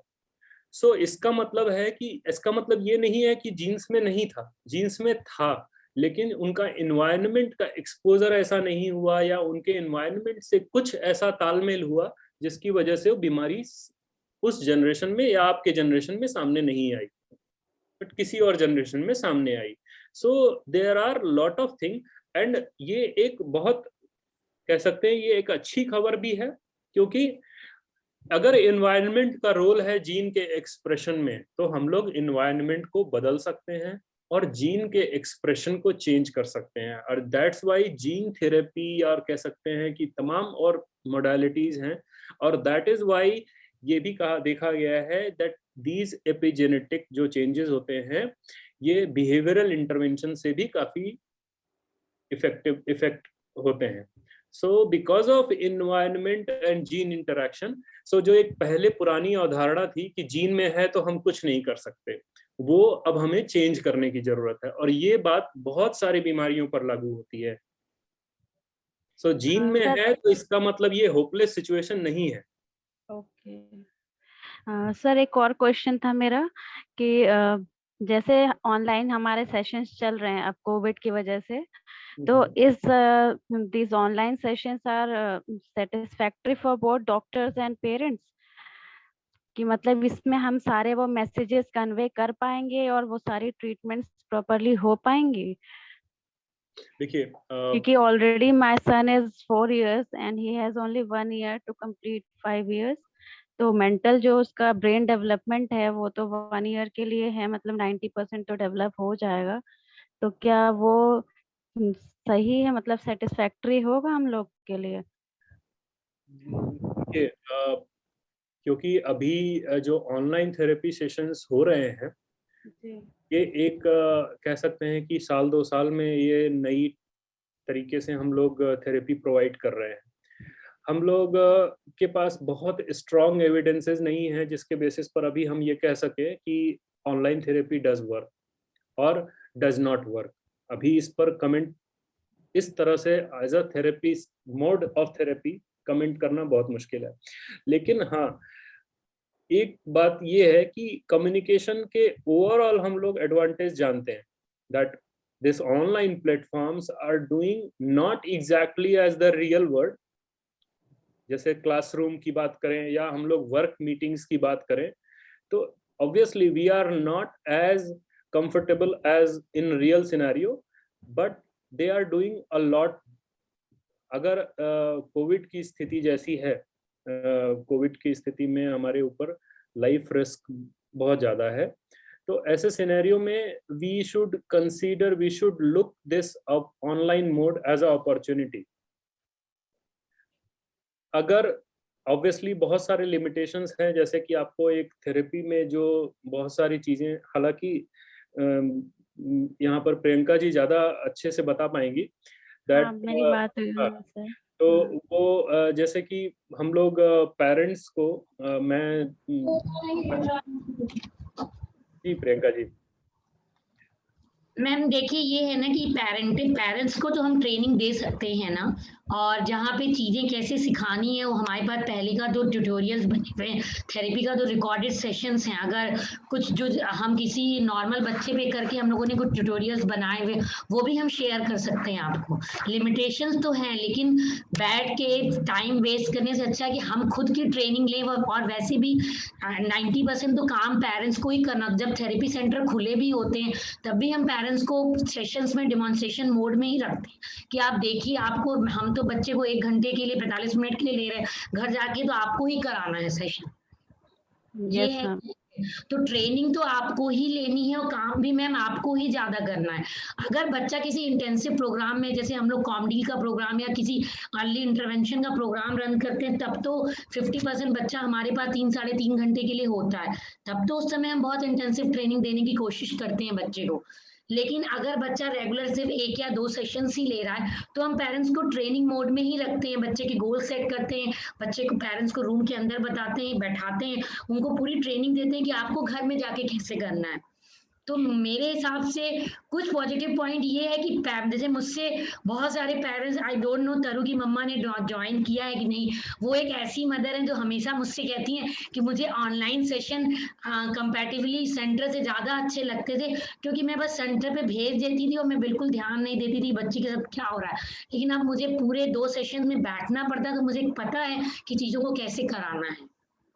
हाँ, एक्चुअली ये क्वेश्चन मैंने इसीलिए पूछा क्योंकि प्रेजेंटेशन पे डॉक्टर के जो मेडिसिन का पॉइंट था, इस वजह से मैंने ये क्वेश्चन पूछा कि मेडिसिन का जो ट्रीटमेंट है, जब बच्चा हाइपर एक्टिव है या ये सब चीजें, तो बच्चा जब तक सामने नहीं है डॉक्टर के, या मैं बाई चांस कभी मदर भूल गई या पेरेंट्स की तरफ से कोई कमी हुई कि नहीं बता पाया कि वो किस लेवल का हाइपर एक्टिव है, या नहीं है, तो क्या वो गलत मेडिकेशन तो नहीं हो जाएगा उसके साथ? हाँ, मैं yesterday हमारा पहला ही सेशन था जिसमें हमने देखा कि हम बहुत सारी टेक्नोलॉजी इतनी एडवांस हो चुकी है कि हम एक एक एक्टिविटी जो हमें अनयूजुअल लग रही है, हम वो डॉक्टर से वीडियो बना के भी शेयर कर सकते हैं। ठीक है, कि मैं आपको यहाँ पर एक बात बहुत क्लैरिटी के साथ एक चीज बताना चाहूंगा कि आपका कंसर्न सही है कि डॉक्टर्स, अगर हम लोग जो प्रॉब्लमेटिक बिहेवियर है वो अगर हमें लॉकडाउन की स्थिति नहीं होती है और हम इन पर्सन देख रहे होते हैं तो हम उसको बेटर जज कर पाते। लेकिन जैसे मैं भी ऑनलाइन ओपीडीज रन कर रहा हूँ, देखिए सबसे पहले बच्चे को के बिहेवियर को सबसे पहले जो आइडेंटिफाई करते हैं वो पेरेंट्स करते हैं, ठीक है। और वो अगर हम नॉर्मल डेज की बात करें तो पेरेंट्स से पहले हमारे पास बच्चे को लाते हैं वो अपने किसी कंसर्न की वजह से, और फिर हम उसमें प्रोसीड करते हैं कि बच्चे में क्या चीज़ नॉर्मल लेवल पे है, क्या चीज़ अब नॉर्मल लेवल पे है। अनफॉर्चुनेट ये है कि ऑब्वियसली हमारे सिनेरियो में ज़्यादातर हमारे सेटअप में, बिकॉज हम लोग एक KGMU में हैं, तो ये एक टर्शियरी सेंटर है, एक हायर सेंटर है, यहाँ पर ज़्यादातर वही पेरेंट्स बच्चों को लाते हैं जिनमें प्रॉब्लम्स काफ़ी हद तक बढ़ चुकी होती है। वरना जो है, और जहाँ पर देखिए रही बात की अगर कोई बिहेवियर आपको प्रॉब्लमेटिक लग रहा है तो वो बिहेवियर आप डॉक्टर से उसके बाद कंसल्ट करते हैं। हम बच्चे को कॉन्टिन्यूअस मॉनिटरिंग, किसी भी बीमारी के लिए बात करूं अगर मैं, तो हम किसी के नॉर्मल बिहेवियर को कॉन्टिन्यूअस मॉनिटर नहीं करते, क्योंकि कहीं पर कोई फिक्स्ड लाइन नहीं होती है कि यहाँ पर ये चीज़ हाइपर एक्टिविटी ये जरूरत से ज़्यादा है। अगर किसी बच्चे में हाइपर एक्टिविटी प्रॉब्लमेटिक है तो उससे प्रॉब्लम होगी, आपको उससे आप डिस्ट्रेस महसूस करेंगी तभी, वरना तो देखिए साधारण बच्चे भी हाइपर एक्टिव होते हैं, कुछ बच्चे ज़्यादा एक्टिव होते हैं, कुछ बच्चे कम एक्टिव होते हैं। लेकिन जब उनके इन एक्टिविटी की वजह से उनके स्कूल में प्रॉब्लम आने लगी, उसकी ट्रेनिंग में प्रॉब्लम आने लगी, उसकी बहुत सारे खेल की एक्टिविटी में बच्चा इंगेज नहीं हो पा रहा है, बाकी बच्चों को प्रॉब्लम हो रही है, पेरेंट्स को प्रॉब्लम हो रही है या दूसरों को प्रॉब्लम हो रही है, तब हम लोग उस हाइपर एक्टिविटी को एक बीमारी का स्तर समझते हैं और तब हम उसके ऊपर ट्रीटमेंट करते हैं। तो आप इस चीज से बिल्कुल निश्चिंत रहें कि ऐसा कभी होगा कि आपकी नजर से मिस हो जाए, क्योंकि पेरेंट्स ही हमारे स्टेथोस्कोप है। तो पेरेंट्स की नजर से कुछ नहीं मिस हो सकता। हम लोग यही बस इसीलिए पेरेंट्स पे ज्यादा ट्रस्ट भी करते हैं और पेरेंट्स को ट्रेन करते हैं उनकी स्किल्स को बेटर करने में। ये बात सही है आपकी कि हो सकता है कि बच्चा उतना हाइपर एक्टिव ना हो कि मैं उस चीज को अगर अवॉइड कर रही हूँ तो हो सकता है कि वो उस लेवल का ना हो, लेकिन हमारे लिए तो हर छोटी छोटी चीज जो अब पता आपका चल रही है कंसर्न तो समझता हूँ। वो कंसर्न की है ही है हमारे लिए, तो वो इसीलिए मैंने पूछा। Thank you so much doctor.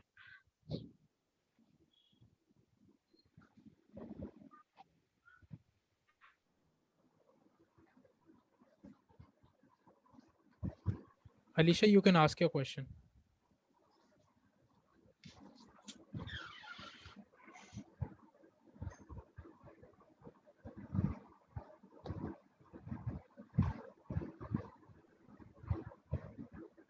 Oh, I think there's some network issue. Nitin Agarwal. Hi, doctor. Good evening, doctor. Thank you for your session.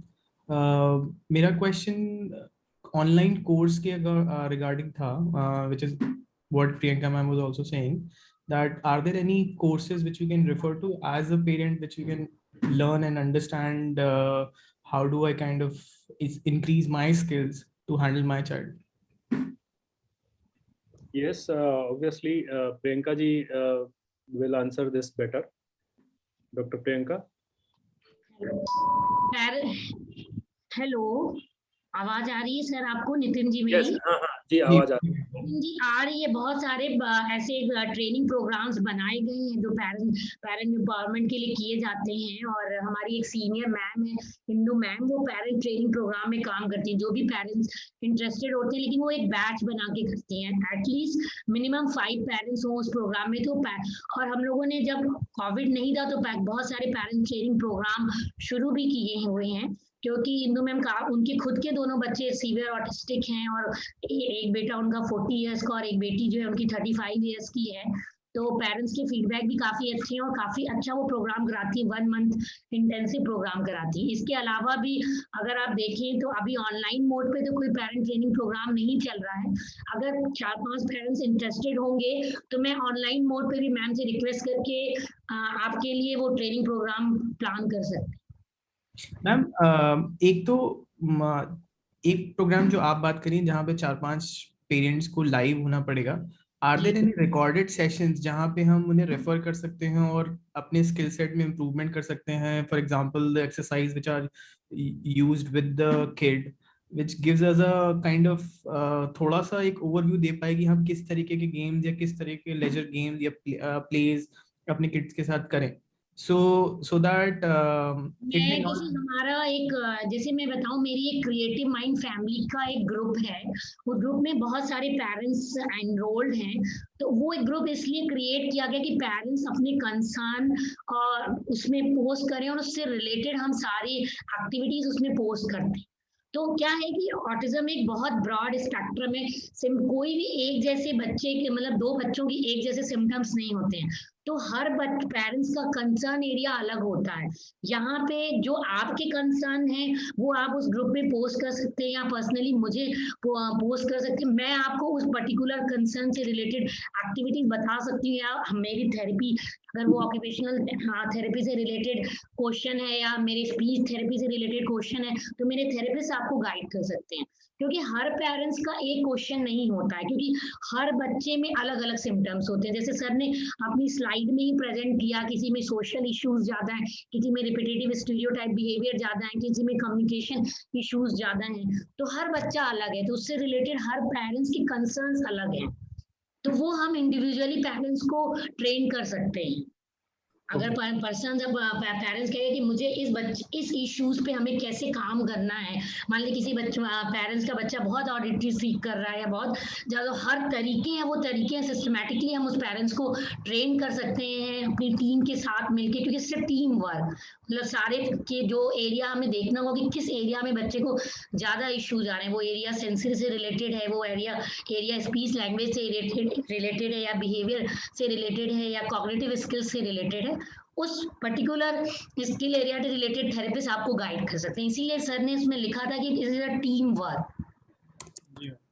तो ये व्हाट्सएप ग्रुप है या फिर मतलब you said that it's a group where parents, एक WhatsApp group है। वो group इसीलिए क्रिएट किया गया है कि पेरेंट्स वहां पे अपने व्यूज शेयर कर सकते हैं। मैं भी टाइम से बहुत सारी चीजें उसमें पोस्ट करती रहती हूँ, जो भी मैं अपनी नॉलेज, जैसे मैं आजकल काफी अपनी स्टडीज को और इनहेंस करने की कोशिश कर रही हूँ, अपने फंक्शनल स्किल्स ट्रेनिंग पे काफी काम कर रही हूँ। तो मैं जो कुछ भी मुझे नया दिखता है वो मैं उसमें पोस्ट करती जाती हूँ। और पेरेंट्स के जो भी रिलेटेड इश्यूज होते हैं, पेरेंट्स उससे अगर मुझसे क्वेश्चन पूछते हैं तो मैं उनको आंसर करती हूँ ग्रुप के अंदर ही, या पर्सनली भी आप नंबर लेके मुझे, मैं व्हाट्सएप ग्रुप में बहुत एक्टिव रहती हूँ कि मैम दिस इज मेरा एरिया ऑफ कंसर्न ये है, मुझे क्या करना चाहिए, please guide me for the activities and training. मुझे क्या करना चाहिए, मैं कैसे आगे बच्चे की ट्रेनिंग में काम कर सकता हूँ। ये एक चीज ऐसी है जो थेरेपिस्ट फेस करती हैं, क्योंकि ओवरऑल एक इस पे हर बच्चे के लिए मोटे तौर पे तो एक मोटा स्ट्रक्चर ट्रेनिंग का बनाया जा सकता है, लेकिन हर बच्चे की जो दिक्कतें होती हैं वो अलग अलग होती हैं। तो प्लान ऑफ जो थेरेपी गोल्स बनाए जाते हैं वो हर बच्चे के अलग होते हैं। जी ma'am, okay, thank you. One last question which I have is apart from your courses and आप जो sessions कर रहे हैं, या is there any other videos or let's say case studies which we can go through, like which are probably internationally available on net? Yes है, available है। आप मुझे अपना नंबर हेलो करके भेजिएगा। मैंने भी बहुत सारे रिसर्च पेपर पब्लिश किए, बहुत सारे पेपर्स मेरे अवार्डेड भी हैं, वो भी मैं आपको पर्सनली शेयर कर सकती हूँ। Okay, thank you ma'am. Okay, so next we have Aisha. Aisha, you can ask your question. Hello, sir. Hello. I have a daughter of 8 years old, approx 8 years. She is like बहुत ज्यादा वो सामान छोड़ती है। उसको पता है कि ऐसे करने से ये चीज छूट जाएगी, लेकिन मैंने तो पूछा कि तुम इतना सामान क्यों छोड़ती हो, तो she said कि मम्मा मेरे को पता है कि ऐसे करने से ये छूट जाएगा, फिर भी मैं अपने आप को रोक नहीं पाती हूँ और मैं उसको तोड़ लेती हूँ। और वो ऑलमोस्ट डेली बेसिस पे एक न एक चीज डैमेज करती है। सेकेंड थिंग इज कि एनवायरनमेंट में सराउंडिंग में क्या रखा हुआ है, कितनी दूर पे रखा हुआ है, वो कैलकुलेट नहीं कर पाती है। अगर एक गिलास पानी रखा हुआ है, वो कहीं भी रखे, वो उसके सामने रखा हुआ हो या दूर पे रखा हुआ है, somehow वो पानी उसमें गिरेगा ही गिरेगा। और अगर लिख भी रही है तो एक लाइन में कुछ अल्फाबेट एकदम करीब में होगा और कुछ अल्फाबेट काफी डिस्टेंस में होगा। वो स्पेस मैनेजमेंट नहीं कर पाती है, प्लस बहुत ज्यादा वो सामान होती है, मतलब वो इतना ज्यादा हो रहा है कि मेरे को लाइक नॉर्मल नहीं लगता। शुरू में मैंने कहा चलो बड़ी हो जाएगी तो समझ जाएगी, लेकिन वो स्लोली बड़ी हो रही है, लेकिन वो चीजें वो छोड़ना उसका नहीं रुकना, वो सामान बर्बाद करना, knowingly she does this thing। तो बहुत कंसर्न मेरे को फील होता है उसको लेके। आयशा जी, आपने यहाँ पर दो बातें आपके बच्चे में हैं। एक चीज है कि वो अपने इम्पल्स को रोक नहीं पाती है, जो तोड़ने का जो कह सकते हैं इम्पल्स है, इट इज अ इम्पल्स डिसकंट्रोल। सो आपके बच्ची 8 साल की है और अगर ये बिहेवियर बहुत ज़्यादा है, जैसे कि इस सामान को तोड़ने का, तो हम लोग इसके लिए मेडिकेशन स्टार्ट करनी पड़ेगी। दूसरा जो बिहेवियर आपने बताया, दैट वो अपने सेंसरी मोटर इश्यूज, जैसे कि वो अपने कोऑर्डिनेशन, बेसिकली वो अपने ऑब्जेक्ट की दूरी को और उसको किस स्पीड से पकड़ना है या होल्ड करना है या उस तक पहुंचना है, उसको वो गेज नहीं कर पाती, जिसकी वजह से उससे चीज़ें टूट जाती हैं। सो ये एक डिफरेंट इशू है जिसके लिए मेनली थेरेपिस्ट इस पर इंटरवेंशन कर सकते हैं, और इसमें कुछ इन्वायरमेंटल मॉडिफिकेशंस भी करने पड़ेंगे, जैसे ऑब्वियसली कि कुछ ऐसी चीज़ें जैसे कांच के ग्लास हैं तो उसको यूज़ कम करना पड़ेगा।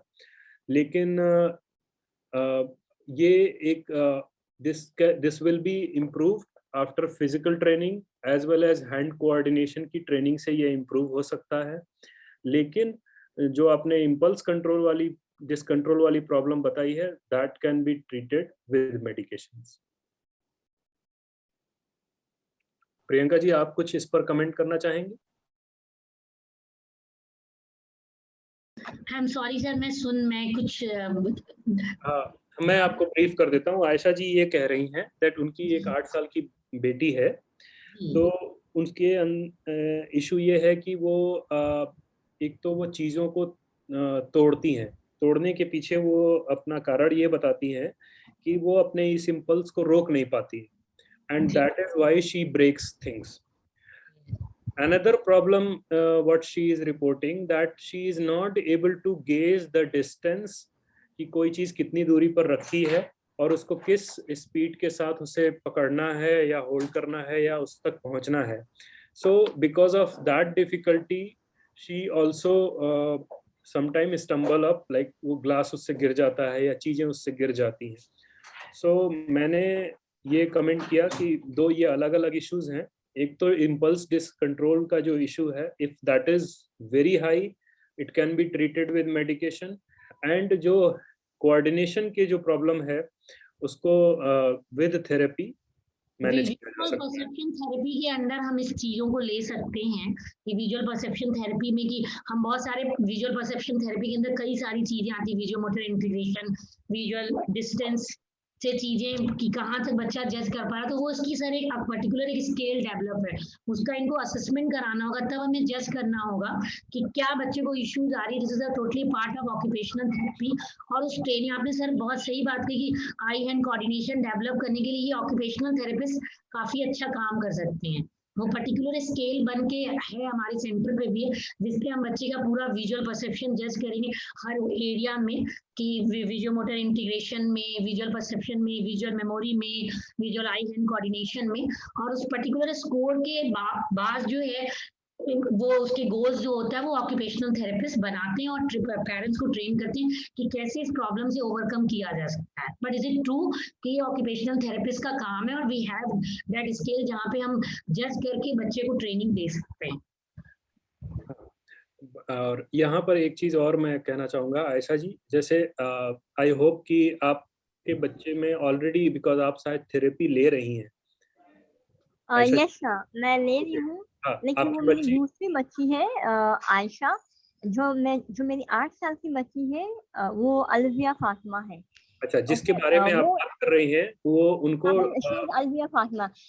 Apart from these two behavior, she is excellent, बहुत शार्प माइंडेड है, मेमोरी बहुत स्ट्रांग है, पढ़ने में अगर अरबी बोले या इंग्लिश या हिंदी या मैथ बहुत शार्प है, मम्मी सब कुछ तो बहुत अच्छा है, लेकिन ये जो बिहेवियर, जब मैं उसको डांटती हूँ समझाती हूँ, शी लाइक्स कंट्रोल, लेकिन अगर मैं सामने नहीं हूँ देन शी इज ऑन कि हाँ अभी मम्मी नहीं है तो ये सामान चलो तोड़ देते हाँ हैं। जी, आयशा जी, ये आयशा जी, एक तो जो आपने बताया, इस मैं आपकी प्रॉब्लम समझ गया, लेकिन इसमें आपकी बच्ची का डिटेल्ड असेसमेंट करना बहुत जरूरी होगा, और इसमें एक पीडियाट्रिशियन की ओपिनियन भी लेना जरूरी होगा, जो hand eye coordination it can, because आपकी बच्ची एक ऑलरेडी डायग्नोस्ड नहीं है, शी इज, आप उसके इस बिहेवियर को हमें पहली बार बता रहे हैं, तो यस सर, ऐसे में इसमें पीडियाट्रिशियन को भी दिखाना बहुत जरूरी है और चाइल्ड साइकियाट्रिस्ट को भी दिखाना बहुत जरूरी है। ओके सर,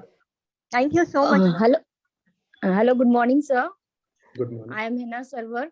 मेरा एक बेटा है सर, 10 साल का, उसको एडीएचडी इश्यूज है, मतलब डायग्नोस किया गया कि एडीएचडी है। एलडी का मुझे करवाना था, तो लेकिन एलडी जब तक डॉक्टर्स ने कहा कि जब तक उसके एडीएचडी इश्यूज रिजॉल्व नहीं होता, एलडी पे हम हाथ नहीं लगाएंगे।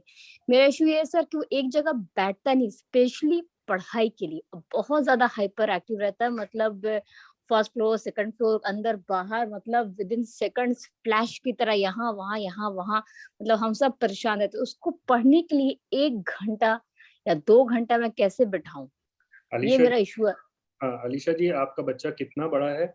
10 साल का है सर। एक्चुअली मुझे मतलब अभी कोविड की वजह से थेरेपी वगैरह मैं नहीं ले पा रही हूँ, इसलिए थोड़ा सा पहले उसको स्पीच का इश्यूज था, स्पीच का इश्यूज तो रिजॉल्व हो गया, मिस आर्टिकुलेशन का प्रॉब्लम था वो ठीक हो गया, लेकिन बाद में मुझे पता चला कि उसको एडीएचडी भी है, तो इस पे मैं कुछ काम नहीं कर पाई, कुछ भी नहीं, कि उसको ओके, कैसे इस तरह से। और दूसरी एक चीज है कि वो अपने घर की सारी चीजें, अगर उसको पता कि मेरी मम्मी की है, मेरी सिस्टर की है, मेरे डैडी का कोई भी सामान है, वो दूसरों को देना नहीं चाहता है। वो उस चीज को लेकर उसको बहुत गुस्सा चिड़चिड़ाहट रहता है कि मेरे मदर फादर मेरे सिस्टर सिर्फ मेरे हैं, मेरे कोई भी रिलेटिव, मेरे नाना नानी दादा दादी सिर्फ मेरे हैं।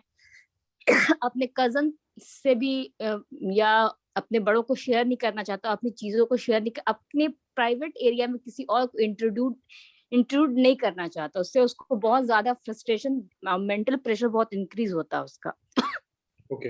अलीशा जी, आपका जो बच्चा है उसको क्या ऑटिज्म भी डायग्नोस्ड है?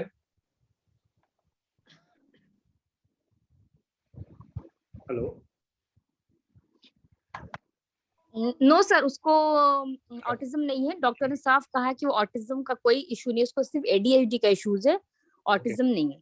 तो मुझे लगता है, देखिए, आपको मैं कुछ बातें ब्रीफली ये बताना चाहूंगा कि जैसे देखिए, एडीएचडी की प्रॉब्लम, अगर इट इज एक माइल्ड, अगर सिम्टम्स माइल्ड होते हैं तो हम लोग उसको बिहेवियरल इंटरवेंशन से मैनेज करने की कोशिश करते हैं, लेकिन अगर वो सिम्टम्स माइल्ड नहीं है, इतने ज़्यादा हैं कि आप उसके ऊपर बिहेवियरल इंटरवेंशन नहीं अप्लाई कर सकते, जैसे डिसिप्लिनिंग हो गया, पढ़ाई में उसको इंगेज कर पाना बहुत मुश्किल है, तो ऐसे में क्या होता है कि बच्चों में अगर हम इसको बहुत ज़्यादा behavioural intervention, intensive behavioural intervention apply करने की जब कोशिश करते हैं, तो बच्चों में कंडक्ट इश्यूज भी आते हैं।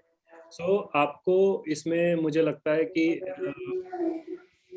फार्माकोलॉजिकल ट्रीटमेंट ऑप्ट करना चाहिए अपने क्लिनिशियन से। अगर वो चाइल्ड साइकियाट्रिस्ट हैं तो आप उनसे बताइए, उनसे फार्माकोलॉजिकल ऑप्शन ढूंढिए, जिससे कि बच्चे को थोड़ा उसकी हाइपर एक्टिविटी कम, इसकी वजह से बेहतर एजुकेशन और बेहतर उसकी ट्रेनिंग हो सके, और उसके जो ये आप जो कह रहे हैं कि जो सिबलिंग राइवलरी वाले इश्यूज भी आ रहे हैं, जैसे वो पजेसिव हो रहे हैं शेयर करने के लिए, तो ये सारे जो इश्यूज हैं उसको मैनेज करना बेहतर होगा। ये सारे ऑफशूट हैं एडीएचडी में, बच्चा जानबूझ के हाइपर एक्टिव नहीं होता है, लेकिन हाँ, उसको लोग रोकने के लिए जो एफर्ट करते हैं, जिसकी वजह से बच्चे उसके लिए डिफाई करने की कोशिश करते हैं या उसको रेबेल करने की कोशिश करते हैं, और उससे उनका नेचर चेंज होने लगता है। तो मैं आपको यही पे सलाह दूंगा कि आप उसके लिए उसमें ड्रग ट्रीटमेंट स्टार्ट करवाएं, या अपने क्लिनिशियन से उसको डिस्कस करें कि पहले वो हाइपर एक्टिविटी के इश्यूज को हैंडल करें और फिर उसके बाद सेकेंडरी इश्यूज हम लोग उसको देख सकते हैं। अनदर थिंग, जैसे आपने कहा कि लर्निंग के इश्यूज हैं, हो सकता है कि लर्निंग के इश्यूज हो ही ना, ये हाइपर एक्टिविटी की वजह से, इन अटेंशन की वजह से ही हो रहा हो। जब इन अटेंशन और हाइपर एक्टिविटी पहले कंट्रोल हो जाएगी तो लर्निंग की डिसेबिलिटी को असेस करना ठीक होगा। उससे पहले लर्निंग की डिसेबिलिटी को असेस कर पाना कंफ्यूजिंग होगा, या कह सकते हैं एक फॉल्स रिजल्ट देगा। आई होप कि मैं आपकी बात को आंसर कर पाया। So, okay, thanks, Dr. Sir. So, parents से any other queries?